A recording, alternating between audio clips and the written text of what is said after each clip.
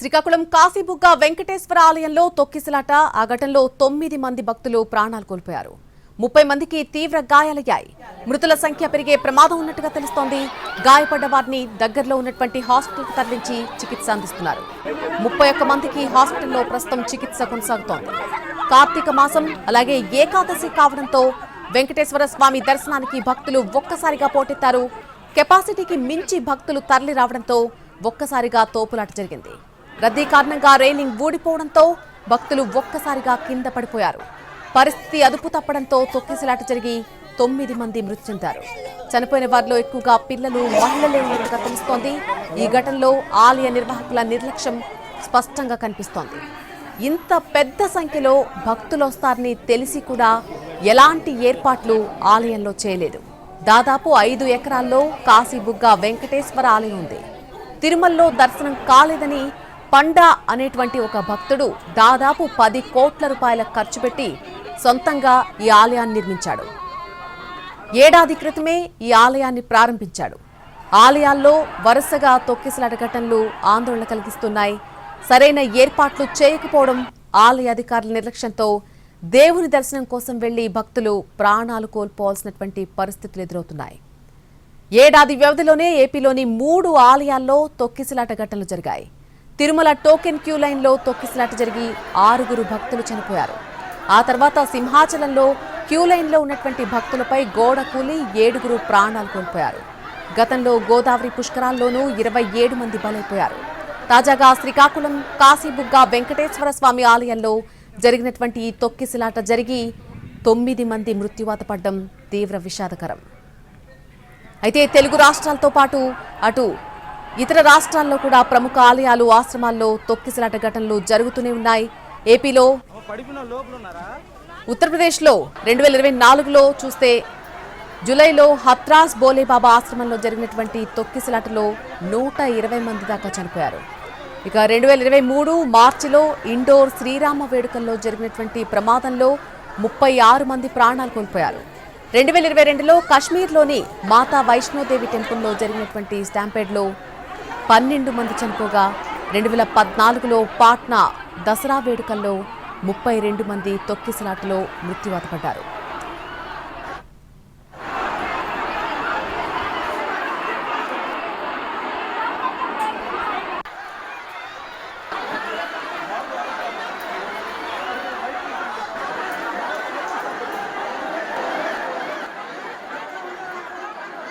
ఏదైతే శ్రీ వెంకటేశ్వర ఆలయంలో జరిగినటువంటి ఘటనకు ప్రధాన కారణం వేలాదిగా భక్తులు రావడం. అయితే ఈ వేలాదిగా వచ్చేటటువంటి భక్తులు కెపాసిటీని తట్టుకునే విధంగా ఈ ఆలయం నిర్మాణం ఉందా లేదా అనేది మనం చూడవచ్చు. ఏదైతే ఈ ప్రాంగణం అంతా కూడా 12 ఎకరాల్లో ఉంది. కానీ 12 ఎకరాల ప్రాంగణంలో ఉండేటటువంటి ఈ ఆలయానికి ఉండేటటువంటి ఈ ఆలయం లోపల ఉండేటటువంటి ప్రాంతం కూడా చాలా చిన్న ప్రాంతం. సుమారు మనం చూడవచ్చు. ఏదైతే దీనికి సంబంధించినటువంటి ఏరియా మనం చూడవచ్చు. ఇది ఒక చాలా తక్కువ ప్లేస్లోనే ఉంది ఈ ప్రాంతం. ఏదైతే మనం చూడవచ్చు, లోపలికి వెళ్తే ఒక 1000-2000 మంది మాత్రమే ఇక్కడ లోపలికి వెళ్ళి దర్శనం చేసుకొని రాగలరు. అంతే తప్పించి ఒకసారిగా ఏదైతే వేలాది మంది వస్తే దీని కెపాసిటీ కూడా అంతా లేదు. మొత్తం కూడా 8,000 మంది లోపలికి వెళ్ళి వచ్చేటటువంటి పరిస్థితి. మరోవైపు ఏదైతే ఈ వేలాదిగా వచ్చేటటువంటి భక్తులు ఇటు ఇన్ నుంచి వెళ్ళి అవుట్ వేరే రూట్ కానీ ఇచ్చినట్లయితే కొంత అవకాశం ఉండేది.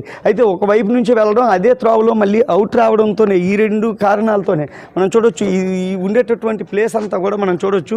ఏదైతే చాలా తక్కువ ప్లేసు. ఈ ఏదైతే వెళ్ళినటువంటి ఇన్ కానీ అవుట్ కానీ మనం చూడొచ్చు. ఇక్కడ నుంచి మనం చూస్తే ఏదైతే ఈ ఆలయానికి సంబంధించినటువంటి ఈ ప్రాంతం లోపల అన్ని విగ్రహాలు ఉంటాయి, రాతి విగ్రహాలు ఉంటాయి. వైష్ణవ సంప్రదాయానికి సంబంధించినటువంటి అన్ని విగ్రహాలు, రాతి విగ్రహాలు అనేవి ఉంటాయి. ఆ రాతి విగ్రహాల మొత్తం కూడా పూజలు అనేవి నిత్యం జరుగుతుంటాయి. జరుగుతున్నటువంటి ఏదైతే పూజల కోసం వివిధ ప్రాంతాల నుంచి పెద్ద ఎత్తున ఏదైతే ఈ భక్తులు అనే వాళ్ళందరూ కూడా తరలి వచ్చినటువంటి పరిస్థితి అయితే కనిపిస్తుంది.